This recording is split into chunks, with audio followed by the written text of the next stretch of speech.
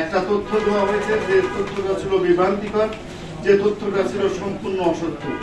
মাননীয় প্রধানমন্ত্রীকে সেই অসত্য তথ্য দিয়ে একটা জাতি পুরা বাংলাদেশকে বিভ্রান্ত করা হয়েছে।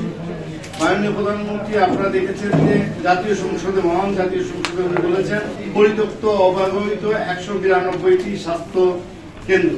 অ্যাকচুয়ালি এটা ছিল আমাদের প্রকল্পের আন্ডারে যে 192টি স্বাস্থ্য কেন্দ্র তৈরি করা হয়েছে, সেই 192টি স্বাস্থ্য কেন্দ্রের মধ্যে 115টি স্বাস্থ্য কেন্দ্রে আমরা সরাসরি আমাদের এই প্রকল্পের মাধ্যমে নগর মাতৃসদন 26টি আর নগর স্বাস্থ্য কেন্দ্র 89টি, এইটা আমরা সার্ভিস দিচ্ছি।